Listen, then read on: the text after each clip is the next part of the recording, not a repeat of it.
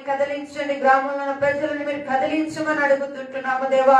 నీ యొక్క పుట్టుక దినము తండ్రి ప్రపంచ యావత్తు తండ్రి జరుగుతుండగా మీరు సహాయం చేయండి ప్రభా. ఆ యొక్క సంతోషకరమైనటువంటి దినమున ప్రతి ఒక్కరు తండ్రి, ఆ ప్రతి ఒక్కరు ప్రభా నీ సన్నిధిలోని సంతోషకరమైన దినమున తండ్రి అనుభవించే కృపను దయచేయమని అడుగుతుంటున్నాము ప్రభా. దేవానికి స్తోత్రం, మీరు సహాయం చేయండి అయా. నీకు నీవు ఇచ్చినటువంటి ఒక మందిరాన్ని ప్రభా అయా మేము అలంకరించడానికి నీ కృప చూపండి. ప్రతి ఒక్కరు ప్రభా నీ యొక్క తండ్రి వారి యొక్క చేతులు చాపుదురు గాకని మేము ప్రార్థిస్తున్నాము తండ్రి. ప్రతి ఒక్క బిడ్డలతో మీరు మాట్లాడమని మేము ప్రార్థన చేస్తుంటున్నాము తండ్రి. వారిలో నీ ఆలోచనలు, నీ తలంపులు మీరు పుట్టించండి ప్రభా. దేవానికి స్తోత్రం, నీ కుమార్తె సాయము కొరకు ప్రార్థిస్తుంటున్నాము ప్రభా. బిడ్డకు మంచి ఆరోగ్యం దయచేయండి. ప్రతి బలహీనతను యేసు నామములో మీరు కొట్టివేయండి ప్రభా. బిడ్డకు తండ్రి తల నుండి అరికాల వరకు సంపూర్ణ స్వస్థత మీరు దయచేయమని అడుగుతుంటున్నాము దేవా. అయానికి వందనాలు బిడ్డ తండ్రి. అయా తన యొక్క గృహం కొరకు ప్రార్థిస్తున్నాము తండ్రి. అయానికి వందనాలు. ఆ యొక్క గృహం పని పూర్తిగా ఉన్నటువంటి సహాయం చేయండి తండ్రి. నీ కృపలో బలపరచండి ప్రభా. అయానికి స్తోత్రం. నీ చిత్తమైతే ప్రభా గృహంలో తండ్రి నేను ఆరాధించే కృపను దయచేయండి ప్రభా. దేవానికి స్తోత్రాలు ప్రభా. నీ సన్నిధి చేత ప్రతి ఒక్కరిని మీరు నింపండి ప్రభా. అయా ఈ యొక్క సమయంలో నీ దాసు నిలబడి అయా నీ వాక్యములు తండ్రి నీ సన్నిధిలో విందుచుండగా తండ్రి మీరు సహాయం చేయండి. ప్రతి వాక్యములు తండ్రి ప్రతి ఒక్క హృదయంలో నాటబడి కృపను దయచేయండి ప్రభా. అయా మాకు వాక్యం విన్నప్పుడు ప్రభా వాక్యానుసారమైన జీవితమును మాకును ప్రతి ఒక్కరికి మీరు దయచేయమని మేము ప్రార్థన చేస్తుంటున్నాము తండ్రి. దేవానికి వందనాలు. నీ కార్యము చేయండి. ఈ యొక్క అయానికి స్తోత్రం. మందిరాన్ని కూడా మీరు దీవించండి. గుడికి ఎడమకు తండ్రి మీరు విస్తరింపచేయమని అడుగుతుంటున్నాము దేవా. అయా సంఘ బిడ్డల్ని కూడా మీరు దీవించండి. రాలేనటువంటి బిడ్డలతో కూడా మీరు మాట్లాడమని అడుగుతుంటున్నాము తండ్రి. అయా ఒక్కొక్కరితో మీరు మాట్లాడండి. ప్రతి విశ్రాంతి దినంలో తండ్రి నీ మందిరంలో నేను ఆరాధించే కృపను వారికి మీరు దయచేయమని మేము ప్రార్థన చేస్తూ దేవా ముందున్న సమయం అంతటిని పాదాల చెంత పెడుతూ మీరు మాతో ప్రతి ఒక్కరితో మీరు మాట్లాడమని నజరేయుడైన యేసుక్రీస్తు నామం పేరట ఈ ప్రార్థన అడిగి వేడుకొనుచున్నాము తండ్రి. ఆమేన్. ఆమేన్. ఆమేన్. ఆమేన్. దేవుని నామానికి స్తోత్రం. అందరం కూడా రెండు చేతులు పైకెత్తి దేవునికి స్తోత్రం చెప్తాం. అందరం హల్లెలూయా చెప్పండి. గట్టిగా స్వరం ఎత్తి చెప్పాలి అందరూ హల్లెలూయా. చేతులు ఎత్తి దేవునికి స్తోత్రం చెప్పాలి హల్లెలూయా. చేతులు ఊపుతూ దేవునికి స్తోత్రం చెప్పాలి హల్లెలూయా. హల్లెలూయా. దేవునికి స్తోత్రం. దేవుని మందిరంలోనికి వచ్చిన మీ అందరికీ మన ప్రభువును ప్రియ రక్షకుడైన యేసుక్రీస్తు నామమున మీ అందరికీ వందనాలండి. వందనాలు చెప్పాలి మీరందరూ. దేవునికి స్తోత్రం. పురుషులు స్త్రీలు అందరూ కూడా దేవుడు మిమ్మల్ని దీవించును గాక. ఆమేన్. దేవుని వాక్యాన్ని మనం విందాం. పరిశుద్ధ గ్రంథం. దయచేసి అందరు బైబిల్ తెచ్చుకోనండి. అందరు బైబిల్ తెచ్చుకోనండి.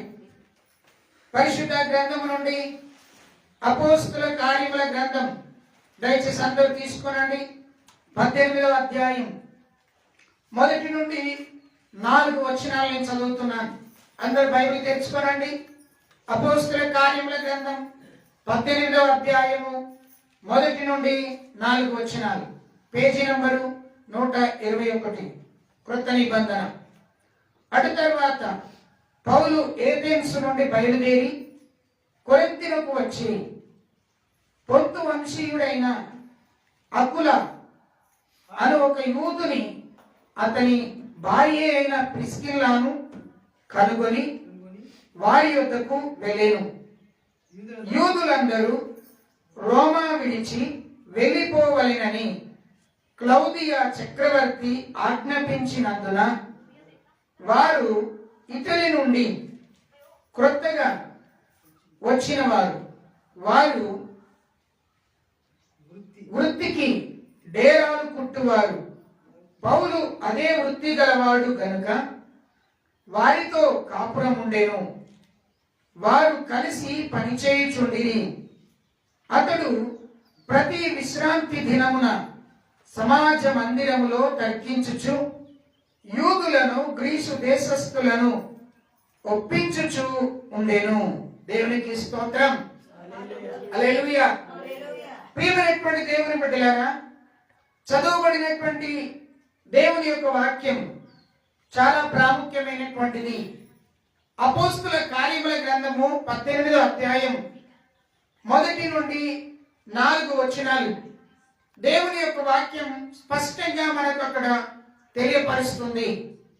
బైబిల్ గ్రంథంలో అనేక మంది కుటుంబాలు ఉన్నాయి, అనేకమైనటువంటి దంపతులు ఉన్నారు, లేదా అనేకమైనటువంటి భార్య భర్తలు బైబిల్ గ్రంథంలో మనకు కనబడతారు.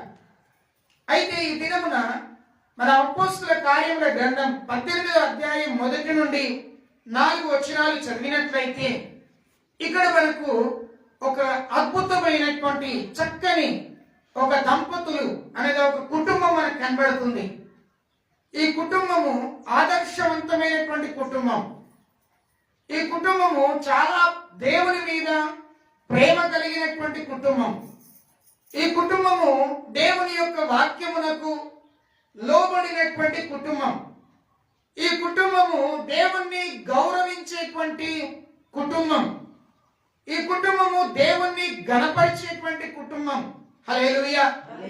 ఈ కుటుంబము మనం బైబిల్లో చదివితే మంచి సాక్ష్యము కలిగినటువంటి కుటుంబం.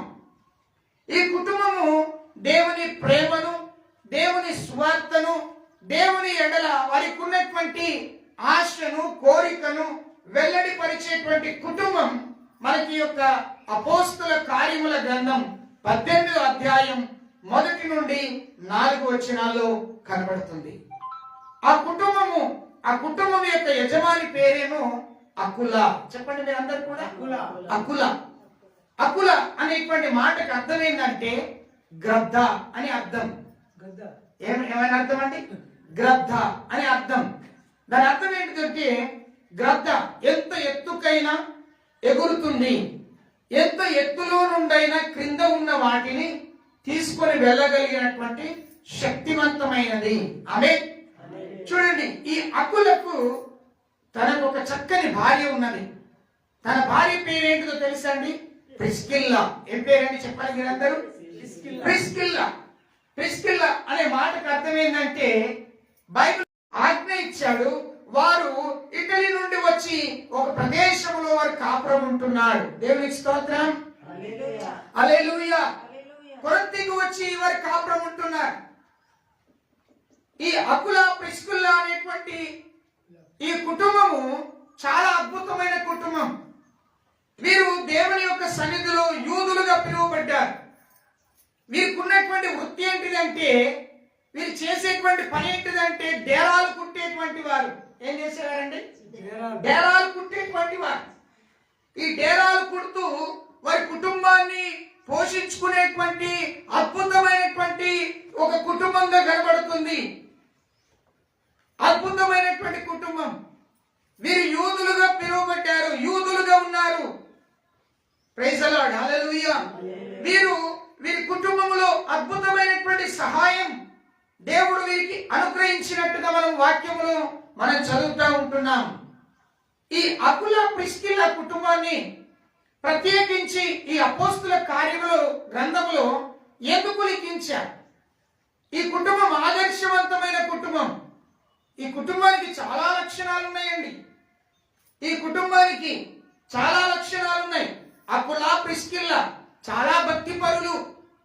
వీరు ఒక చోట నివాసం ఉండినప్పుడు అపోస్తుడైనటువంటి పౌలు గారు ఏథెన్స్ అనే పట్టణం నుండి కొరింథీకి వచ్చినప్పుడట ప్రభు అయినటువంటి యేసు క్రీస్తును అంగీకరించినటువంటి ఈ యొక్క అకుల ప్రిస్కిల్లా అనేటువంటి వారు పౌలు గారిని తన గృహంలో చేర్చుకున్నారు. ఆమేన్. హల్లెలూయా. పౌలు గారిని తన గృహంలో చేర్చుకొని ఆయనను పోషించినట్టుగా మనం గమనిస్తా ఉంటున్నాం. ఏథెన్స్ నుండి కొరింథీలోనికి వచ్చాడు. కొరింథీలో వీరు నివాసం ఉంటున్నారు. హల్లెలూయా. కొరింథీలో వారు నివాసం ఉంటూ కొరింథీ పట్టణంలో వారి జీవితాన్ని కొనసాగిస్తున్నటువంటి సందర్భం. నేను ఈ రోజున కొన్ని విషయాలు ఈ యొక్క అకుల ప్రిస్కిల్లా యొక్క జీవితాలను గురించి కొన్ని విషయాలు మీకు తెలియపరుస్తున్నాను. సుమా, జాగ్రత్తగా వినాలి. భూమి మీద ఉన్నటువంటి అకుల ప్రిస్కిల్లా గురించి చెప్పట్లేదండి. ఇదిగో పరిశుద్ధ గ్రంథములో లిఖించబడినటువంటి అకుల ప్రిస్కిల్లా గురించి మీకు తెలియపరుస్తున్నాను. అకుల అనే పేరు, ప్రిస్కిల్లా అనే పేరు ఎవరైనా పెట్టుకోవచ్చు. కానీ బైబిల్లో ఉన్నటువంటి అకుల ప్రిస్కిల్లాలు ఏ విధంగా లోకంలో జీవించారు, ఏ విధంగా లోకంలో నివాసం చేశారు, ఏ విధంగా వారి యొక్క జీవితాలను ముందు చూడండి, ఏ దంపతులైనా వారి జీవితాన్ని బట్టి, వారి కుటుంబాన్ని బట్టి ఇతర కుటుంబాలు మారాలని, ఇతర కుటుంబాలు క్రీస్తులోకి రావాలని కోరుకుంటారు. ఈ రోజుల్లో అది జరగట్లేదు.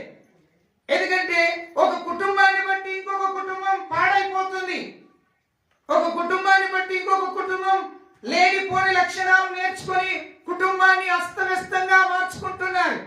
కానీ బైబిల్ గ్రంథములో ఉన్నటువంటి ఈ కుటుంబము, అకుల ప్రిస్కిల్ల అనేటువంటి వారి ఈ కుటుంబము, వీరు పరిశుద్ధంగా జీవించారు.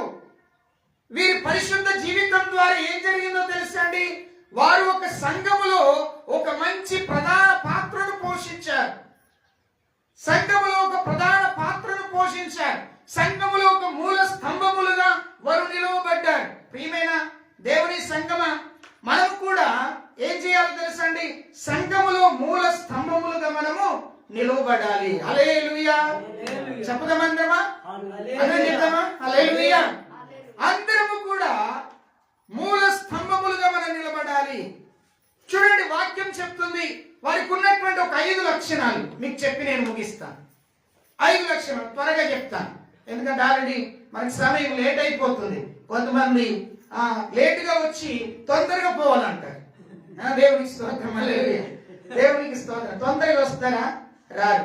కొంతమంది తొందరగా వచ్చినా వారికి ఎంతో ఒప్పుకుంటూ తెలుసా, అయిపోయేంత వరకు కూర్చొని వాక్యం అంతా విని పనులన్నీ చేసుకొని వెళ్తారు. కొంతమందికి అలవాటు. కొంతమందికి లేటుగా వస్తారు, తొందరగా వెళ్ళిపోవాలని అనుకుంటారు. కానీ నేనేమంటానంటే అలాంటి వారి మందిరానికి రావాల్సినటువంటి అది మీరు చెప్పుకోవాలి. ప్రైజ్ ది లార్డ్, హల్లెలూయా.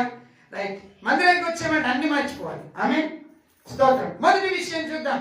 అక్కడ 18వ అధ్యాయం 3వ వచనంలో చూడండి. అక్కడ నేను చదువుతున్నా. వారు వృత్తికి డేరాలు కుట్టువారు, పౌలు అదే వృత్తి గలవాడు గనుక వారితో కాపురం ఉండెను. ఏం చేసేవారట? మొదటిగా డేరాలు కుట్టేటువంటి వారు. డేరాలు కుట్టేటువంటి వారు. ఇప్పుడేమో మనం చూస్తా ఉన్నాం, తాటిపత్రులు కుట్టేవారు వచ్చారు కదండి. దేవునికి స్తోత్రం. అప్పుడు డేరాలు కుట్టేవారు ఉన్నారు. ఈ డేరాలు కుట్టేటువంటి వృత్తి చాలా అద్భుతమైనటువంటి వృత్తి అండి. దీని ద్వారా ఎంతో డబ్బులు సంపాదించేటువంటి వారు. చూడండి, ఇక్కడ ఈ కుటుంబము ఈ డేరాలు కుట్టుటను మనకి ఏ విధంగా కనబడుతుందంటే కష్టపడి పని చేస్తున్నటువంటి కుటుంబంగా కనబడుతుంది. ఏమండి? కష్టపడి పని చేస్తున్నటువంటి కుటుంబంగా కనబడుతుంది మనకు. ఈ అకుల ప్రిస్కిల్ల ఈ కుటుంబము కష్టపడి పని చేసేటువంటి కుటుంబం. పౌలు గారు కూడా వారితో ఉండి ఏం చేశాడట? అదే డేరాలు కుడుతూ పనిచేశాడు. అంటే దేవుని పిల్లలమైనటువంటి మనకు కష్టపడి పనిచేసేటువంటి లక్షణం మనకు ఉండాలి. కష్టపడి పనిచేసేటువంటి లక్షణం మనకు ఉండాలి. పని చేయకుండా ఆహారము తినడానికి యోగ్యత లేదు. చూస్తారా వాక్యం? చూడండి ఒకసారి. మొదటి 2వ దశలోనికి రాసిన పత్రిక చూడండి, 3వ అధ్యాయము 10వ వచనాన్ని ఒకసారి చూద్దాం. నేను పేజ్ నెంబర్ చెప్తాను, తీసుకోనండి. 189, 3వ అధ్యాయం 10వ వచనం నేను చదువుతున్నాను. మరియు మేము మీ యుద్ధలున్నప్పుడు ఎవడైనను పని చేయనొల్లని ఎడల వాడు భోజనము చేయకూడదని మీకు ఆజ్ఞాపించితిమి కదా. ఏమండి? పని చేయని వానికి దేనికి అర్హత లేదు? భోజనము చేయడానికి అర్హత లేదు. ఈ రోజుల్లో చాలా మంది ఏమంటారంటే, నువ్వు పని చెయ్యు మేము తింటాం, నువ్వు పని చేసి డబ్బులు తీసినా మేము తింటాం. కష్టపడే గుణం ఉండాలి నీ దగ్గర. ఏమండి? కష్టపడి గుణం ఉండాలి. డిస్టర్బ్ చేయకండి. కష్టపడి గుణం ఉండాలి.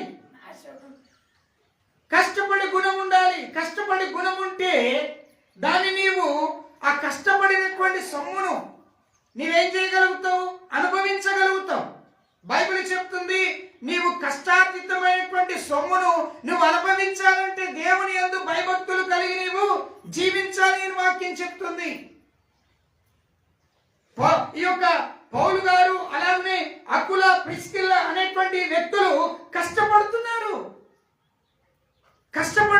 బైబిల్ అంటుంది, కష్టపడి పని చేయని వారికి తిండి అన్నం తినడానికి అర్హత లేదండి. లేదు. జాగ్రత్తగా వినాలి. నువ్వు అనుకుంటూ ఉంటావు, నాకు ఫ్రీగా వస్తుంది, నేను తింటున్నాను. ఒక్కరోజు ఆ తిండి నీకు కరువు అయిపోతుంది. వద్దు. కష్టపడి నువ్వు తిను. ఎలాగూ కష్టపడాలి? నువ్వు చేసేటువంటి పనిలో శక్తి లోపము లేకుండా కష్టపడాలి. లోపము లేకుండా నువ్వు పని చేయాలి. ఎవరికైనా ఏదైనా పని అప్పగించారనుకోండి, ఏం చేస్తారు? అడ్డందుడ్డం చేసేసి ఏం చేస్తారు? అయిపోయిందని చెప్తారు. అడ్డందుడ్డం చేసేసి ఏం చేస్తారు? అయిపోయిందని చెప్తారు. యేసు ప్రభువు ఉపమానం చెప్పాడు. ప్రొద్దున 6 గంటలకు కొంతమంది తోటలోనికి పనికి వచ్చారట. ఈ వచనాన్ని ఒకసారి చదివిన తర్వాత ఆ మాట చెప్తాను. ప్రసంగి గ్రంథం చూడండి, 9వ అధ్యాయము 10వ వచనాన్ని ఒకసారి నేను చదువుతాను. 9వ అధ్యాయము 10వ వచనం నేను చదువుతున్నాను, శ్రద్ధగా వినండి. చేయుటకు నీ చేతికి వచ్చిన ఏ పని అయినను నీ శక్తి లోపము లేకుండా చేయుము. ఎలా చేయాలంట? నీకే పని అయితే వస్తుందో ఆ పనిని నువ్వేం చేయాలి? నీ శక్తి లోపము లేకుండా. అంటే ఎవరు నిన్ను ఆ పని చూసినప్పుడు వంక పెట్టకుండా, అయ్యో ఇది తక్కువైంది అని చెప్పకుండా ఉండేటట్టుగా నువ్వేం చేయాలి? నీ శక్తి లోపము లేకుండా పని చేయాలి. దేవుడు అంటాడు, నువ్వు పని చేయకుండా ఆహారము తినడానికి నువ్వు అర్హుడవు కాదంటాడు. పని చేసేటువంటి వ్యక్తి ఎలా చేయాలంటున్నాడు? నీవు శక్తి లోపము లేకుండా నువ్వు చేయాలి. ఏమండి, మీరు ఎవరైనా టైలర్ దగ్గరికి వెళ్ళి బట్టలు పట్టేసుకున్నారనుకోండి, ఉదాహరణకి కాలుకు పెట్టేది చేతికి పెట్టి, చేతికి పెట్టేది కాలుకు పెట్టాడు అనుకోండి, మీరేమంటారు ఆయన్ని? మీరేమంటారు ఆయన్ని? వీరికి ఈయనకి కనీసం జ్ఞానం లేదు, ఇంకేమంటారు? బుద్ధి లేదు, ఇంకేమంటారు? ఏదానికి ఏది పెట్టాలో తెలియకుండా వీడు ఎట్ట టైలర్ అయ్యాడో అర్థం కాదనంటారు. మీరు బండి మీద ప్రయాణం చేసేటప్పుడు మిమ్మల్ని ఎవరైనా తీసుకెళ్లే వ్యక్తి, ఉదాహరణకి ఆయన బైక్ మీద తీసుకెళ్తున్నాడు అనుకోండి, స్టార్ట్ చేయకుండా తీసుకెళ్తాడా? అలా తీసుకెళ్తే నువ్వేమంటావు? దీనికి అసలు జ్ఞానమే లేదని అంటావు. చూడండి, శక్తి లోపం లేకుండా చేయాలి నీ పని. అది ఏ పనైనా కావచ్చు, పరిపూర్ణంగా చేయాలి. నీకు సాధ్యమైనంత మట్టుకు ఆ పనిని చేయడానికి నువ్వు సిద్ధపడాలి. యేసు ప్రభువు ఉపమానం చెప్పాడు. ఏంటిదో తెలుసండి? కొంతమంది ఉదయకాలం 6 గంటలకు ఒక తోటలోకి పనికి వెళ్ళారట. ఉదయకాలం పనిచేస్తూ ఉండగా 10 గంటలకు కొంతమంది వచ్చారట. వారిని కూడా తోటలో పనికి తీసుకొచ్చాడు ఆ యజమాని. వారు కూడా పనిచేస్తున్నారు. కొంతమంది మధ్యాహ్నం వచ్చారు, వారు కూడా పనిచేస్తున్నారు. కొంతమంది ఇప్పుడిప్పుడే పని అయిపోతుందనే సమయంలోనికి వచ్చారు, వారు కూడా పనిచేశారు. అందరికీ ఆ యొక్క యజమానుడు ఏం చేశాడు? సమానమైనటువంటి రూకలిచ్చి పంపించేశాడు. హల్లెలూయా! అది దేవుడు చెప్పినటువంటి ఉపమానం. ఈ రోజుల్లో నీ జీవితంలో, నా జీవితంలో, మన జీవితంలో నేర్చుకోవాల్సింది ఏంటో తెలుసండి? ఈ అకుల ప్రిస్కిల్లాలో జీవితంలో వారు కష్టపడి పని చేయగలిగిన వ్యక్తులుగా కనబడ్డారు. వారు కష్టపడి పని చేస్తుంటే పౌలు గారు కూడా వారి కష్టంలో పాలు పంపులు పంచుకున్నాడు. గొప్ప సేవకుడైన గొప్ప వ్యక్తి, గొప్ప కాపరి, గొప్ప వాక్కులు కలిగిన వ్యక్తి, ధర్మశాస్త్రము తెలిసిన వ్యక్తి, మంచి ధనవంతుడు, ఉన్నతమైన వాడు, గొప్ప ధైర్యశాలి, అన్ని కలిగినటువంటి వ్యక్తి కూడా తనను తాను తగ్గించుకొని వారితో కలిసి కష్టపడి పని చేయుటకు ఇష్టపడ్డాడు. హల్లెలూయా! శక్తి లోపము లేకుండా చేయాలి. కొంతమందికి మందిరం మూడమని మీకు ఎవరికైనా అవకాశం ఇస్తే ఈ ఖర్చు ఇట్టే ఉంటుంది, ఆ ఖర్చు అట్టే ఉంటుంది, అట్టే ఉంటుంది, ఇట్టే ఉంటుంది. ఏమన్నంటే ఊడి చేసాం. కొంతమంది ఇల్లు ఊడుస్తారు. స్త్రీలారా మీకే చెప్తాను, జాగ్రత్తగా. దేవునికి స్తోత్రం. హల్లెలూయా! పురుషులారా మీకు కూడా చెప్తున్నా, మీరు చేసే పనిలో, మీరుంటే ఇంటిలో శక్తి లోపం లేకుండా పని చేయండి. శక్తి లోపం లేకుండా పని చేయండి. చూడండి, వాక్యం అంటుంది, నీ పని బయట వారు గుర్తించాలి. నీ పని బయట పనిని నువ్వు చక్కగా పెట్టుకోవాలి. నువ్వు బయటికి వెళ్ళి పని చేసి వస్తూ ఉంటావు, ఇంటికి వచ్చి ఆ పని వల్ల మీద ఉన్నదంత కోపం ఇంట్లో తీస్తావు. అంటే నువ్వు అక్కడ చక్కగా పని చేయవు, కానీ లోపలికి వచ్చినటువంటి ఇంట్లోకి వచ్చి నువ్వేం చేస్తావు? నీ భార్య బిడ్డల మీద ఆ కోపోద్రేకాన్ని నువ్వు ప్రవర్తిస్తావు. దీని అర్థం ఏంటో తెలుసా అండి? నువ్వు బయట నీ పనిని చక్కపరుచుకోవట్లేదు. సామెతల గ్రంథంలో 24వ అధ్యాయం 27వ వచనం అంటుంది, నీ బయటికి వెళ్ళినటువంటి నీవు నీ పనిని నువ్వు చక్కబరుచుకోవాలి. యజమానుడు నీవు చూచినప్పుడు, అరే ఈ పనిమంతుడు, ఈయన పరిజ్ఞానము కలిగిన వాడు, ఈయన చేస్తున్న పని శక్తి లోపము లేకుండా చేస్తున్నాడు అని నీ యజమానుడు గుర్తించేటట్టుగా నువ్వు పనిచేయాలి. హల్లెలూయా. స్త్రీలారా, మీరు సామెతల గ్రంథం 31 అధ్యాయం మీరు చదువుకోండి. స్త్రీ ఏం చేస్తుందట? తన పనిని చక్కగా చేస్తుంది, శక్తి లోపము లేకుండా చేస్తుంది. స్త్రీ తన పని ఏం చేస్తుంది? అన్ని పనులన్నీ ముగించుకున్న తర్వాత భోజనం చేస్తుంది. ఈ రోజుల్లో ముందు భోజనం చేస్తారు, తర్వాత పని చేస్తారు. అంతే, రివర్స్ అయిపోయింది. ఇంటికి ఇల్లాలు చక్కగా పనిమంతురాలై ఉండాలి.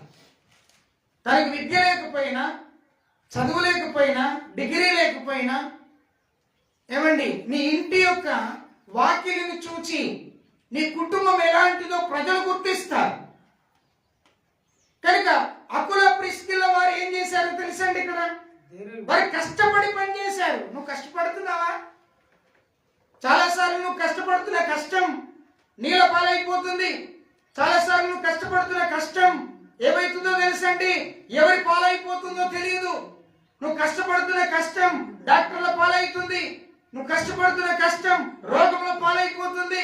నువ్వు కష్టపడుతున్నటువంటి కష్టం చాలా సార్లు ఎక్కడెక్కడికో వెళ్ళిపోతుంది. ఎందుకో తెలుసా?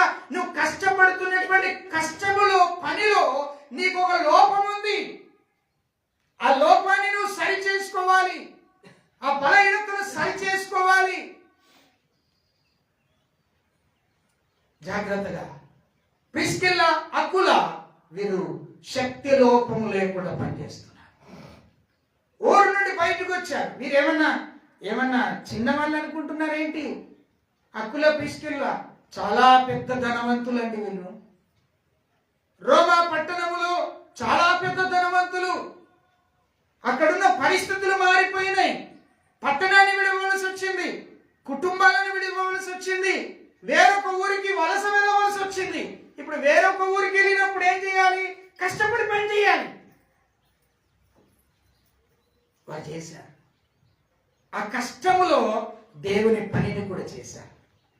దేవుని సేవకుడైన, దేవుని అపోస్తలుడైనటువంటి పౌలును కూడా వారు తనతో పాటు కూడా ఏం చేసుకున్నారండి?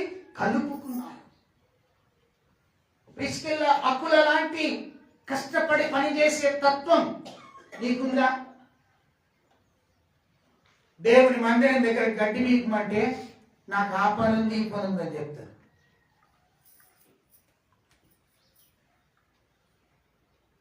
కానీ మీరు అలా చేయలేదు. దేవుని కొరకు మీరు కష్టపడ్డారు. వారికి ఉన్న లక్షణం మొదటిది. రెండవ లక్షణం చూడండి అక్కడ, అపోస్తుల కార్యముల గ్రంథం మొదటి లక్షణం చూస్తున్నాం. ఏంటిది? కష్టపడి పనిచేసేటువంటి కుటుంబం ఇది. రెండవది చూడండి, అపోస్తుల కార్యముల గ్రంథం రోమ పత్రిక తీయండి ఒకసారి. 16వ అధ్యాయం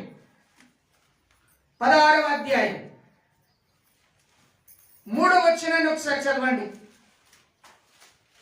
3వ వచనాన్ని ఒకసారి చదవండి. 16వ అధ్యాయం 3వ వచనం.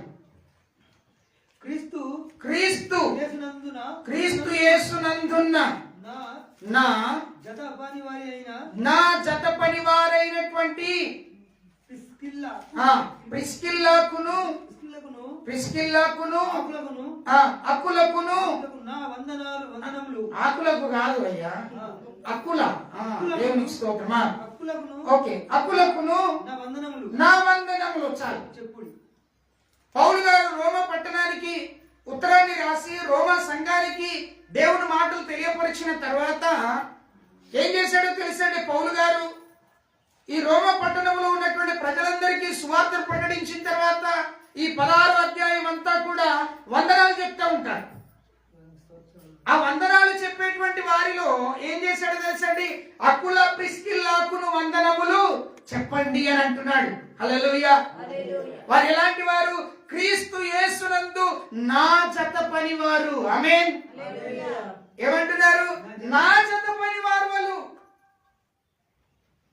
క్రీస్తు యేసునందు నా జత పనివారు. కాబట్టి వారికి ఏం చెప్పాలి? వందనములు చెప్పాలి. ప్రియులారా, పౌలు గారు చెప్తున్న మాటలు నేను చదువుతున్నప్పుడు అసలు వందనములు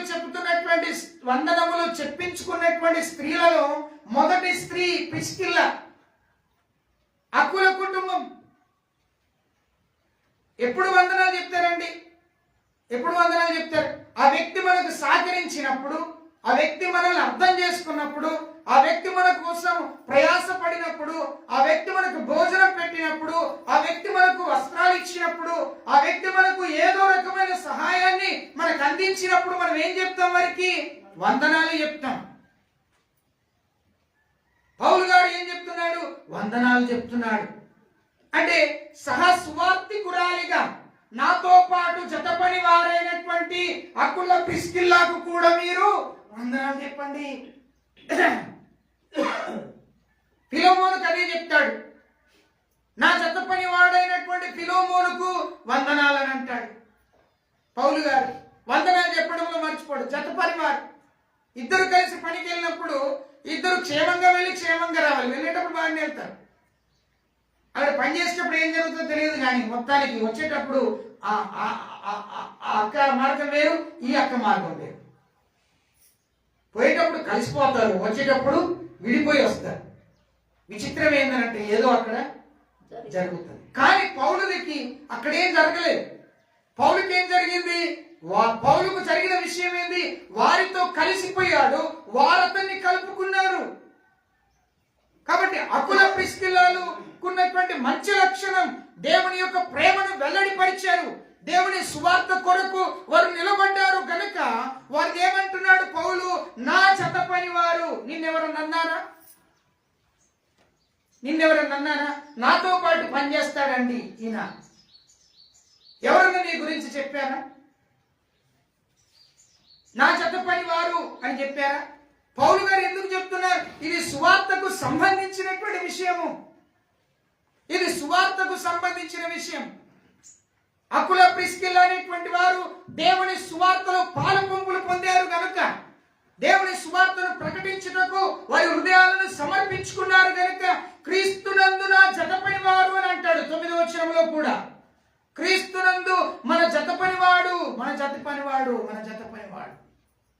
దేవుని బిడ్డలారా, నువ్వు క్రీస్తును అంగీకరించడమే కాదు, క్రీస్తు పని కొరకు నువ్వు సేవకుడితో పని చేయాలి, సేవకురాలతో పని చేయాలి. చేయించుకోకూడదు, చేయాలి. నా సహకారి, నా సహకారుడు అని నువ్వు పిలిపించుకోవాలి. ప్రిస్కిల్ల, అకుల కూడా దేవుని యొక్క సువార్తలో సహకారులుగా ఉన్నారు. జత పని వారంటే అర్థం ఏంటో తెలుసా? సహకారులు. పౌలు సువార్త చెప్తే వీరు కూడా వెళ్ళి సువార్త చెప్పారు. పౌలు పత్రికలు పంచితే వీరు కూడా వెళ్ళి పత్రికలు పంచారు. పౌలు దేవుని వాక్యాన్ని చెప్తే వీరు కూడా వెళ్ళి దేవుని వాక్యాన్ని చెప్పారు. వీరు పాస్టర్లు కాదు, కానీ సహకారులు. నువ్వు ఎవరికి సువార్త చెప్పావు వారం అంతా? అబ్బాబా సరి ఉంది అయ్యగారు, వెళ్ళిపోతాం. సాయంత్రం కాగానే కాళ్ళకు, చేతులకు, మూతికి, ముక్కుకు అంతా కూడా ప్యాకింగ్ చేసుకొని ఇంతకెళ్ళి బయటికి వెళ్దామంటే ఇగం ఏమంటారు? ఇగం సలి. మిమ్మల్ని అందరినీ ఢిల్లీకి తీసుకోవాలి. ఈ వారమంతా అక్కడ ఉంచితే నీకు అర్థమవుతుంది. సరే, స్తోత్రం, హల్లెలూయా. అయితే కొనవా అంటున్నారు అన్నట్టు. దేవునికి మహిమ, హల్లెలూయా. చాచీలు మీయే, దేవునికి స్తోత్రం. నా చాచి కూడా దేవునికి స్తోత్రం, ఆమేన్, హల్లెలూయా. పౌలు అకుల ప్రిస్కిల్లను గురించి పౌలు గారు చెప్తున్నమాట, వారు నా చెత్త పని వారండి, నాతో కలిసి పనిచేశారు, నేను వారితో కలిసి ఉన్నా. రెండో లక్షణం, కలిసి పనిచేసే తత్వం ఎంతనో కలిసి జీవించే వ్యక్తులుగా ఉన్నారు. చూడండి, మూడవదిగా చూద్దాం. అదే అధ్యాయం 4వ వచనం చదవండి. రోమా పత్రిక 16వ అధ్యాయం 4వ వచనం. అక్కడ ఏముంది? దేవుని వాక్యం చదవండి. 6వ అధ్యాయము 4వ వచనం.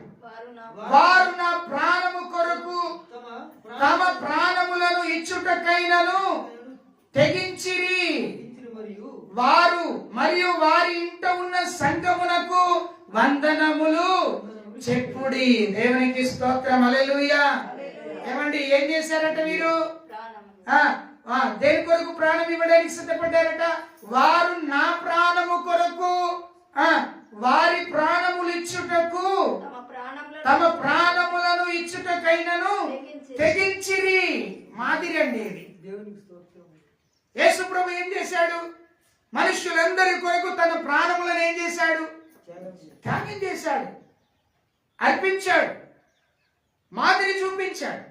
యేసు ప్రభు తాను సిలువకు అప్పగింపబడక ముందు తన శిష్యులందరూ నిలువబెట్టి ఏం చేశాడు? తెల్లని రుమాలు తీసుకొని తన యొక్క భుజమును తన యొక్క నడుముకు కట్టుకొని ఒక పాత్రను తీసుకొని నీళ్లు తీసుకొని ప్రతి శిష్యుని యొక్క పాదాలన్నిటినీ కడిగాడు. అందులో ఒక ఆయన అంటాడు, అయ్యా నేను ఇప్పుడే కాలు చేతులు పెట్టుకొని వచ్చినాను, ఎందుకు నన్ను కడుగుతున్నావు అని అంటే, ఇది లాగు చేయాలి. ఇప్పుడు ఇక్కడ కడగబడకపోతే నువ్వు క్రీస్తులో కడగబడిన వ్యక్తిని కాలేదు. మార్పు చెందాడు. యేసు ప్రభు అందరి పాదములను కడిగి వారితో చెప్పిన మాట ఏదో తెలుసా? నేను నీకు చేయుచున్న ప్రకారము మీరు కూడా ఇలాగూ చేయుడి. నేను మీకు మాదిరి చూపిస్తున్నాను. మాదిరి. సహోదరులారా, సహోదరులారా, నువ్వు విశ్వాసులకు మాదిరిగా ఉంటున్నావా? అన్యులకు నువ్వు క్రీస్తు బిడ్డ మాదిరి కనబడుతున్నావా? ఎక్కడెక్కడో తిరుగుతావు, ఏమేమో చేస్తావు. మాదిరి లేని జీవితం. విశ్వాసులకు నువ్వు మాదిరిగా ఉండాలి. 2 తిమోతి రాసిన పత్రిక 4వ అధ్యాయం 12వ వచనం అంటాది, పౌలు తిమోతికి చెప్తాడు, తిమోతి నువ్వు జాగ్రత్తగా ఉండు, నువ్వు విశ్వాసులకు మాదిరిగా ఉండు. విశ్వాసులకు మాదిరిగా ఉండు. నిన్ను చూసి నేర్చుకోవాలి విశ్వాసులు. నీ భక్తిని చూసి నేర్చుకోవాలి, నీ ప్రార్థన చూసి నేర్చుకోవాలి, నీ విశ్వాసాన్ని చూసి నేర్చుకోవాలి, నీ యొక్క విజ్ఞాపన చూసి నేర్చుకోవాలి, నీ ఉపవాస ప్రార్థన చూసి నీతో ఉన్నటువంటి విశ్వాసులు నేర్చుకోవాలి. మాదిరి, మాదిరి. నువ్వు విశ్వాసులకు మాదిరి ఉండు. మాదిరికరమైన జీవితం నువ్వు కలిగి ఉండాలి. పౌలు చెప్తున్నాడు, వారు నా కొరకు ప్రాణములనిచ్చుటకు కూడా ఏం చేశారట? తెగించారు. తెగించారు అంటే మాదిరి చూపించారు. యేసుని నమ్ముకున్న తర్వాత యేసు ప్రభు నా కోసం ప్రాణం పెట్టాడు, నేను ఇతరుల కోసం ప్రాణం పెట్టుటకైనా సిద్ధపడి ఉండాలనేటువంటి మాదిరి చూపించారు. వారు శ్రమలు వచ్చినాయి, సేదలు వచ్చినాయి, ఇరుకులు వచ్చినాయి, ఇబ్బందులు వచ్చినాయి, కానీ మాదిరి మర్చిపోలే. నువ్వు మాదిరి ఉన్నదా నీ దగ్గర? విశ్వాసులకు మాదిరిగా ఉన్నావా? అందరికీ ప్రార్థన చేయి చెప్తున్నావు, నీ ప్రార్థన ఎటుపోయింది? అందరికీ ఉపవాసం ఉండమని చెప్తున్నావు, నీ ఉపవాసం ఎటుపోయింది? అందరికీ మందిరానికి రమ్మని చెప్తున్నావు, నువ్వు మందిరానికి రావట్లే. మాదిరి ఎక్కడుంది?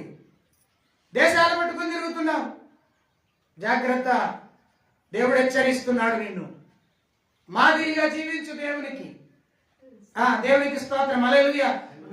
విశ్వాసులకు మాదిరిగా ఉండాలి, విశ్వాసానికి కూడా మాదిరిగా ఉండాలి. హల్లెలూయా. విశ్వసించే వారికి నువ్వు మాదిరిగా ఉండాలి. ఎవరైతే క్రీస్తుని విశ్వసిస్తున్నారో వారిలో విశ్వాసాన్ని నీవు పెంచే వ్యక్తిగానే ఉండాలి, కానీ ఆటంకపరిచే వ్యక్తిగా నీవు ఉండకూడదు. మీకు ఉదాహరణ చెప్తాను. అబ్రహాము దేవుని నమ్మాడా? అది అతనికి నీతిగా ఎంచబడింది, అవునా కాదా?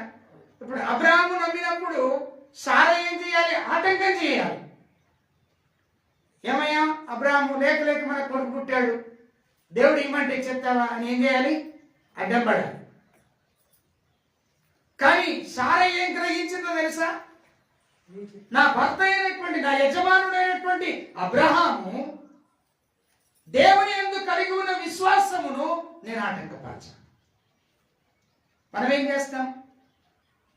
దేవుడు నాకు ఇట్లా చెప్తున్నాడు, అట్లా చేయొద్దు, చేస్తాను,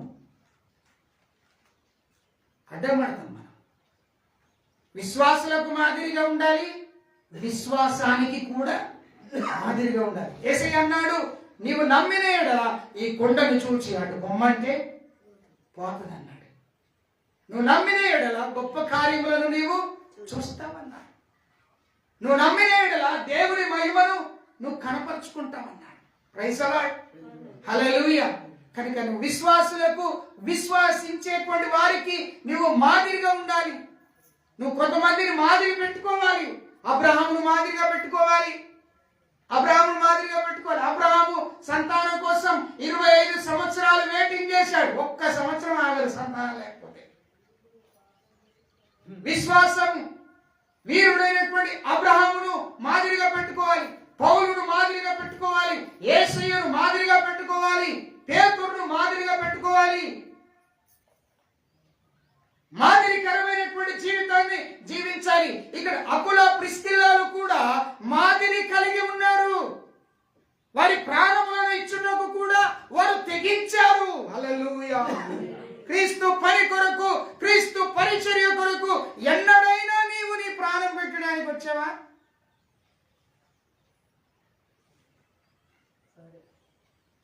జాగ్రత్త. క్రీస్తు కొరకు నీవు ప్రాణము పెట్టగలిగిన వ్యక్తిగా ఉండాలి. మూడో విషయం చూద్దాం. అదే 4వ వచనం 3వ లైన్ చదవండి. మరియు అక్కడ ఉంది చూడండి. మరియు వారి ఇంట ఉండినప్పుడు ఉన్నదండి, చదువుతారా? మరియు 16వ అధ్యాయం 4వ వచనం. మరియు వారి ఇంట ఉన్న సంఘమునకు వందనములు చెప్పుడి. ప్రాణములు ఇచ్చుటకైనను తెగించిరి. తెగింపు, ధైర్యం కావాలండి. తెగించాలంటే ఏమండి? ధైర్యం కావాలి కదా. తెగించాలంటే ఏం కావాలి? ధైర్యం కావాలి. ధైర్యం కావాలి. పరిచర్య పొందుటకు ధైర్యం కావాలి. దేవుని పరిచర్య చేయటకు, సార్ నాకు రాత్రి కల వచ్చింది, దేవుడు నాకు దర్శనం ఇచ్చిండు, ఇట్లా 10 మందికి 20 మందికి నేను సువార్త చెప్తున్నానట, ఇక నేను సేవకి వెళ్తా సార్ అని అంటే, సేవకుడు ఏమంటాడు తెలుసా? అయ్యా, ఆ దర్శనం నిజమైందో కాదో అబ్జర్వేషన్ చేయంటాడు. ప్రతోళ్ళు సంకల బైబుల్ పెట్టుకుని నేను పాస్టర్ అని తిరుగుతున్నారు. జాగ్రత్త. ఏరు పడేసే దినం వచ్చింది. ఎవరు పడితే వారు చేయడానికి లేదు. మనం సువార్థికులం దేవునికి. హల్లెలూయా. దేవుని పరిచారకులం మనం. చెయ్యాలి. కానీ ఎప్పుడు చేయాలి? తెగింపుతో చేయాలి. నా ప్రాణం పోయినా పర్వాలేదు, నేను దేవుని కొరకు నిబ్బరమైనటువంటి వ్యక్తిగా ధైర్యంగా నేను నిలబడతాను. ఇశ్రాయేలు ప్రజలు ఐగుప్తు దేశం నుండి విడిపించబడిన తర్వాత, దేవునికి స్తోత్రం, ఫిలిస్తీయులు యుద్ధానికి వచ్చినప్పుడు ఇశ్రాయేలు ప్రజలు ఫిలిస్తీయులు చూసి ధైర్యము చాలక పొదల చాటున, కొండల చాటున, గుట్టల చాటున వారు దాక్కున్నారు. ఒక శత్రువుని ఎదిరించడానికి ధైర్యములైనటువంటి ప్రజలుగా గుర్తింపబడ్డారు. బట్ అందులో నుండి దేవుడు ఒక వ్యక్తిని లేపాడు. ఆ వ్యక్తి దావీదును లేపాడు. ధైర్యం పోతున్న సమయంలో ధైర్యపరచడానికి ఇశ్రాయేలీయులకు లేపాడు. బిడ్డలారా, మీకు గుర్తు చేస్తున్నాను, ఏంటిదో తెలుసండి? నువ్వు ధైర్యంగా ఉండాలా. క్రీస్తు పని కొరకు నువ్వు ధైర్యంగా ఉండాలి. అకుల ప్రిస్కిల్లాలు దేవుని యొక్క పని కొరకు ధైర్యంగా నిలబడ్డారు, తెగించారు. ఏది ఏమైనా సరే మనం సువార్త ప్రకటిద్దాం. ఏది ఏమైనా సరే క్రీస్తు కొరకు మనం జీవిద్దాం. ఏది ఏమైనా సరే మన జీవితాలను ముందుకు కొనసాగిద్దాం. బైబిల్ అంటుంది, ధైర్యవంతుడట సింహం వలె ఉంటాడట. ఎట్లుంటాడండి ధైర్యవంతుడు? ఎట్లుంటాడు? సింహం వలె ఉంటాడు. ధైర్యం అంటే పారిపోతుంటే సింహం అంటారా, పిల్లి అంటారా? దేవునికి స్తోత్రం. దేవునికి స్తోత్రం. సింహం అంటారట. దేవునికి స్తోత్రం. ధైర్యం వచ్చింది అనుకో, మీరు ఏం చేస్తారు? పారిపోయారు అనుకోండి, మీరు సింహం పిల్లి. దేవునికి స్తోత్రం. ఆమేన్. నువ్వు సింహం వల్ల ఉండాలి. క్రీస్తు కొరకు ధైర్యవంతుడిగా ఉండాలి. శ్రమ వచ్చినా, శోధన వచ్చినా, చూడండి ఛత్తీస్గఢ్ లో, మహారాష్ట్రలో, గుజరాత్ లో, ఇంకా దేవునికి స్తోత్రాలు కలుగును గాక, కొన్ని దేశాలు, ఒరిస్సాలు, కొన్ని భయంకరమైనటువంటి ప్రాంతాల్లో ఏం జరుగుతుందో తెలుసండి? క్రీస్తు బిడ్డలైనటువంటి వారిని నిర్దాక్షిణ్యంగా చంపేస్తున్నారు. అయినా వారు ఏం చేస్తున్నారు? నిలవబడి పోరాడుతున్నారు, నిలవబడి సువార్తను ప్రకటిస్తున్నారు. అది ధైర్యం.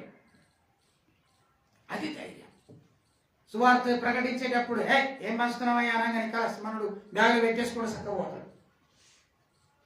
మనం బ్యాగులు పెట్టేసుకుంటాడు, ఎవరికి లేదు నీకెందుకురా అనగానే కాస్త వెళ్ళిపోతాడు. జాగ్రత్తగా. అకుల ప్రిస్కిల్లాలకు శ్రమ సంభవించింది, బాధ కలిగింది, కష్టం కలిగింది. కుటుంబాన్ని, ఇంటిని విడిచి వెళ్ళొచ్చారు. వేరే ప్రాంతంలో నివాసం చేస్తున్నారు. ఆ గృహంలోనే ప్రార్థన జరుగుతుంది, స్తుతి ఆరాధన జరుగుతుంది, దేవుని వాక్యం వినబడుతుంది. అనేకులు శ్రమ పెట్టినప్పటికీ వారు ధైర్యంగా నిలబడ్డారు. తెగింపు కలిగిన వ్యక్తులుగా నిలబడ్డారు. సింహం వలె ధైర్యంగా నిలబడ్డారు. ఎప్పుడు ధైర్యం వస్తుందో తెలుసండి? నువ్వు క్రీస్తుని ఆనుకున్నప్పుడు, నీ దేవుని నీవు ఆనుకున్నప్పుడు నీకు ధైర్యం వస్తుంది. ఎవరెవరినో ఆనుకుంటే నీకు ధైర్యం రాదు. నా ఎమ్మెల్యే ఉన్నాడు, ఎంపీ ఉన్నాడు, సర్పంచ్ ఉన్నాడు, లేకపోతే మా చుట్టాలు మంచి ఉన్నతమైన వారు, డబ్బు కలిగిన వాళ్ళు, హోదా కలిగిన ఎవరు రారు. వినాలి మీరు, ఎవరు రారు. నేను ధైర్యపరచాలంటే నువ్వు దేవుని మీద ఆనుకోవాలి. అపోస్తలుల కార్యముల గ్రంథం 14:3 అంటాది. ఏమని తెలుసండి అక్కడ, మనమట క్రీస్తు మీద మనం ఆనుకోవాలి. నేను చదువుతాను వాక్యాన్ని, చదువుతారా? 14:3. కాబట్టి వారు ప్రభువుని ఆనుకొని ధైర్యముగా మాటలాడుచు అక్కడ బహుకాలము నివసించిరి. స్తోత్రం. హల్లెలూయా. చెప్తలేరు. ప్రభువుని ఆనుకొని, ఎవరిని ఆనుకున్నారు వాళ్ళు? ప్రభువుని ఆనుకున్నారు. మనం ఎవరిని ఆనుకుంటున్నాం? ప్రజలను. నిజమే. డబ్బుని ఎవరైనా సాయం చేస్తే వాళ్ళని అనుకుంటాం. ఇక వాళ్ళ ఇంటికి ఇక దార పడతాం అంటే నల్ల కరెంటు పోతే బంద్ అవుతుందేమో కానీ మనం బంద్ కాదు. మనం ఎవరిని ఆనుకోవాలి? నీ దార ఎక్కడ పట్టాలి తెలుసా? దేవుని దగ్గర పట్టాలి. అకుల ప్రిస్కిలాలు ఏం చేశారు? దేవుని మీద ఆనుకున్నారు కనుక సింహం వలె ధైర్యంగా నిలబడ్డారు. సంఘము కొరకు నిలబడ్డారు, క్రీస్తు కొరకు నిలబడ్డారు, ప్రభు పరిచర్య కొరకు నిలబడ్డారు. నువ్వు నిలబడుతున్నావా?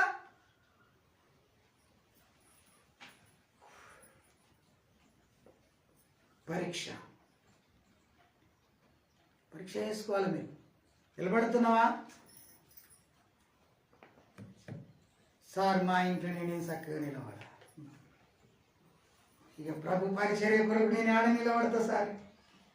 అక్క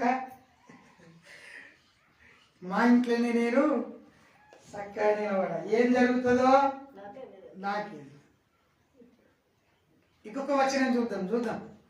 ఇంకొక వచనం బైబిల్ తెరవండి. స్తోత్రం. అపోస్తుల కార్యముల గ్రంథం తీయండి అందరు. 18:26 చదవండి ఒకసారి. 25 నుండి చదవండి. అతడు ప్రభు మార్గము విషయమై ఉపదేశము పొంది తన ఆత్మయందు తీవ్రపడి యోహాను బాప్తిస్మమే మాత్రమే తెలుసుకొనిన వాడై యేసును గూర్చిన సంగతులను వివరముగా బోధించుచు సమాజ మందిరములో ధైర్యముగా మాట్లాడ ఆరంభించెను. ప్రిస్కిల్లా అకులయు విని అతన్ని చేర్చుకొని దేవుని మార్గము మరి పూర్తిగా అతనికి విశదపరిచిరి. 5వ విషయం, మంచి ఉపదేశం.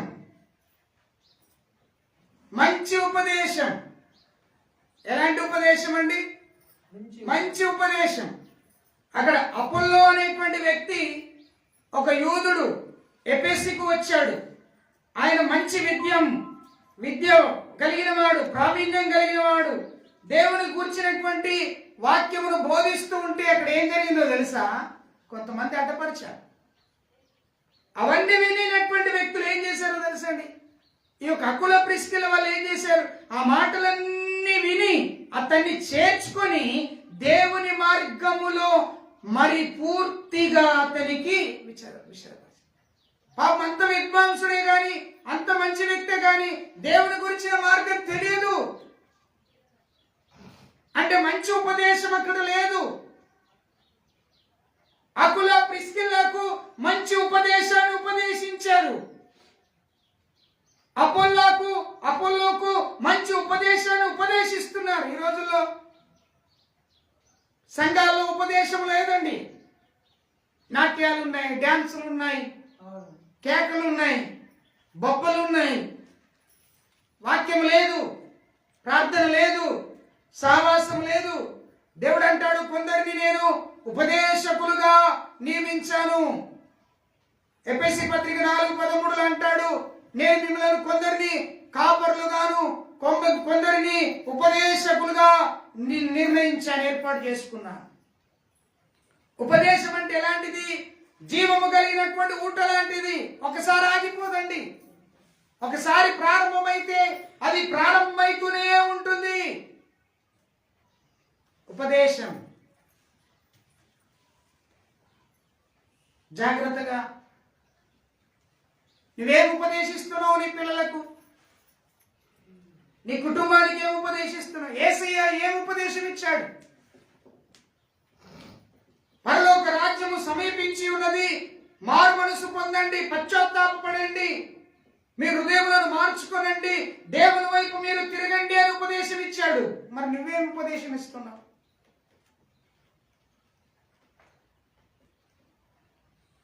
నీ ఉపదేశం ఎలా ఉంది?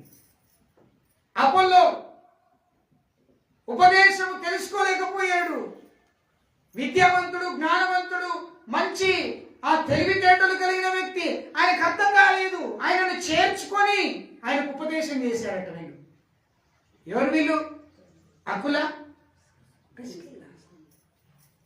దేవుని గురించినటువంటి బోధ వారికి తెలియపరచారు. చాలా మంది మోసకరమైన బోధలు చెప్తా ఉంటారు. తీతుతోని పౌలు గారు అంటారు, 2వ అధ్యాయం 8వ వచనంలో అంటాడు, మీరు మోసయుక్తమైనటువంటి బోధనను బోధించకు, ఉపదేశాన్ని ఉపదేశించకు. చాలాసార్లు మనం మోసపూరితమైన ఉపదేశాలను వింటున్నాం. ఒక ఆయన అంటాడు కర్చీపులో దేవుని మహిమ ఉందంటాడు. ఒక ఆయన అంటాడు నూనె బాటల్లో దేవుని మహిమ ఉందంటాడు. ఇంకో ఆయన అంటాడు ఇంకోటి అంటాడు, ఇంకో ఆయన అంటాడు. కానీ నేను ఒక సేవకుడిగా నేను చెప్తాను, దేవుని మహిమ దేనిలో లేదండి. దేవుని మహిమ నీలోనే ఉంది. ఎందుకు ఈ మాట చెప్తానండి? ఆయన నిన్ను సృజించినప్పుడు ఆయన పోలిక చొప్పున ఆయన స్వరూపమందు నిన్ను సృజించాడు గనుక ఆయన మహిమ ఎవరిలో ఉంది? నీలో ఉంది. మంచి ఉపదేశం. 5 లక్షణాలు అకుల ప్రిస్కిల్లాలు కలిగి ఉన్న 5 లక్షణాలు. మొదటిది కష్టపడి పని చేసే వ్యక్తి. కష్టపడి పని చేస్తావా? ఇన్ని రోజులు నీ తల్లిదండ్రులను, నీ భార్యను, నీ బిడ్డలను లేదా నీ భర్తను ఇబ్బంది పెట్టిన నీవు ఈ రోజు నుండి కష్టపడి పని చేయి. ఆ కష్టపడి నీ ఇంటి కొరకే కాదు, నీ పరిచర్య కొరకు, దేవుని పరిచర్యలో కూడా నువ్వు కష్టపడి పని చేయి. కొన్ని చోట్ల మీటింగ్లు పెడతా ఉంటే కొంతమంది యవ్వనస్తులు పనిచేస్తూ ఉంటారు, వృద్ధులు సైతం పనిచేస్తూ ఉంటారు, కష్టపడుతూ ఉంటారు. వాళ్ళకి రూపాయి రాదు, కానీ దేవుని పనిలో వారు భాగస్వామ్యులు. రెండవదిగా వారు జత పని వారుగా ఉంటారు. దేవుని పరిచర్యలో దేవునికి జత పని వారుగా ఉంటారు. మూడవదిగా మీరు మాదిరికరంగా ఉండండి. అకుల ప్రిస్కిల్లాలు మాదిరికరంగా దేవునికి జీవించినట్టుగా నీవు నేను కూడా జీవించాలి. 5వదిగా ధైర్యం కలిగి నిలబడాలి. అకుల ప్రిస్కిల్లాలు ధైర్యం కలిగి నిలబడ్డారు. శ్రమ శోధన వచ్చింది. వారి గృహంలో జరుగుతున్న ప్రార్థనలో ఎన్నో శ్రమల వరకు సంభవించినప్పటికీ వారు నిలబడ్డారు. నువ్వు నిలబడి దేవుని పరిచర్య కొరకు. శ్రమ రాగానే తప్పిపోకు. 5వది నీ జీవితంలో మంచి ఉపదేశాన్ని క్రీస్తుని గురించిన సువార్త, మంచి సువార్తను బోధించు. నువ్వు ఎలాంటి సువార్తను బోధిస్తున్నావు? ప్రార్థన చేయాలి. ప్రభువా నేను ఈరోజు ఎవరికి సువార్త చెప్పాలి? రోడ్ వెంబడ వెళ్తున్నప్పుడు నేను గత 2 రోజులు హైదరాబాద్ వెళ్తూ వచ్చాను. నేను ట్రైన్లో కూర్చున్నప్పుడు ప్రభువా ఈరోజు ఒక్కొక్కరికైనా సువార్త చెప్పాలి. నాతో కూర్చున్న వాళ్ళకి నీళ్ళు ఇచ్చు, బిస్కెట్ ఇచ్చు, ఏదో ఒకటి ఇచ్చి యేసయ్యను గురించిన ఒక్క మాట చెప్తాను. సార్ మీరు ఏం చేస్తారనంటే, నేను దేవుని సేవకుని. అవునా సార్? ఎక్కడ ఉంటారు సార్? ఏం చేస్తారు సార్? ఎలా నమ్ముకున్నారు సార్ మీరు? దేవుని గురించి నా సాక్ష్యం చెప్తుంటే నేను వచ్చే స్టేషన్ వచ్చేస్తుంది. హల్లెలూయా, స్తోత్రం, హల్లెలూయా. నువ్వు చెప్పాలి. నువ్వు సువార్త, మంచి ఉపదేశాన్ని చెప్పాలి. నువ్వు ఊళ్ళోకి వెళ్ళినప్పుడు, ప్రయాణం చేసినప్పుడు, ఎక్కడికైనా వెళ్ళినప్పుడు ఉపదేశాన్ని బోధించాలి. ప్రిస్కిల్లా అకులాలు ఉపదేశించాడు. అపోలోని ఇంట్లో చేర్చుకున్నాడు, ఉపదేశం ఇచ్చాడు, మంచి ఉపదేశం చెప్పాడు. మోసయుక్తమైనది చెప్పొద్దు, చెడిపోయేటువంటి ఉపదేశం చెప్పకూడదు. దేవుని కొరకు నిలబడే ఉపదేశాన్ని వారి కొరకు చెప్పాలి. అలా మీరు చెప్తారని నేను ఆశపడుతున్నాను. అక్కుల ప్రిస్కిల్లాకు కలిగిన 5 లక్షణాలు నీవు కలిగి ఉంటావని నేను ఆశపడుతున్నాను. అలాంటి కృప దేవుడు మీకు తోడయించి నడిపించిన గాక. ఆమె తల్లి వంచని ప్రార్థన చేద్దాం. పరిశుద్ధుడా, ప్రేమ కలిగిన మా తండ్రి, కృప కలిగినటువంటి మా యేసయ్య, ఇదిగో ప్రభు ఈ దినమున అక్కుల ప్రిస్కిల్లాలు అద్భుతమైనటువంటి పరిచర్యను చేశారు. వారు డేరాలు పుట్టే వృత్తి కలిగిన వారైనా, యూదులైనప్పటికైనా, రోమిలుగా జీవించినప్పటికైనా, పట్టణాన్ని గ్రామాన్ని విడిచిపెట్టి వచ్చినప్పటికైనా, ఎంతో గొప్ప ధనవంతులైనప్పటికైనా, భర్తకు లోబడినటువంటి స్త్రీగా భార్యను ప్రేమించగలిగిన పురుషుడిగా ఉండినటువంటి ఆ కుటుంబం దేవునికి గౌరవం ఇచ్చారు, దేవునిలో జీవించారు, దేవుని ఘనపరిచారు, దేవుని కొరకు మంచి విశ్వాసం కలిగి ఉన్నారు, దేవుని ప్రేమను వెల్లడిపరిచారు, దేవుని సువార్తను ప్రకటించారు, దేవుని కొరకు చురుకుగా పనిచేశారు. అలాగనే ఉంటావా? అలాగనే ఉంటావా? ప్రభు నేను ప్రశ్నిస్తున్నాను. ఒకసారి ఆలోచించి, దేవుని సంగమా ఆలోచించు. నువ్వు ఎలా ఉంటున్నావు? ఒక మంచి ఉపదేశకుడిగా, ఒక మంచి ప్రార్థన పరుడిగా, ఒక మంచి విశ్వాసిగా, ఒక మంచి కష్టపడి పనిచేసే వ్యక్తిగా, ఒక మంచి జత పనివానిగా, ఒక మంచి ధైర్యము శక్తి కలిగిన వానిగా నీవు ఉండగలుగుతున్నావా? Lord is asking for you. దేవుడు నిన్ను అడుగుతున్నాడు. ప్రభువా, నీ కొరకు నేను సాక్షిగా ఉంటా. ప్రార్థన చేద్దాం. పరిశుద్ధుడైన మా తండ్రి, కృప కలిగినటువంటి మా యేసయ్య, నీ ఆత్మీయమైనటువంటి వాక్కు చేత మమ్మల్ని నింపినందుకై నీకు స్తోత్రాలయ్యా. ఈ దినం మీరు మాతో మాట్లాడినందుకై నీకు స్తోత్రాలు. ప్రభు పనిలో నివసించిన అక్కుల ప్రిస్కిల్లా వలె క్రీస్తు పనిలో నేను నివసించడానికి సాయం చేయి. ఇక్కడున్న ప్రతి బిడ్డను ఒక మంచి అక్కుల వలె, ప్రిస్కిల్లా వలె, ఒక మంచి పౌలు వలె నేను తీర్చిదిద్దండి. చేర్చుకునే స్వభావం, సహాయం చేసే స్వభావం, ధైర్యముగా నిలబడే స్వభావం, మంచి మాటలు బోధించే స్వభావం, కలిసి పనిచేసే స్వభావం మాకు దయచేయండి తండ్రి. మాకు దయచేయండి అయ్యా, మాకు దయచేయండి.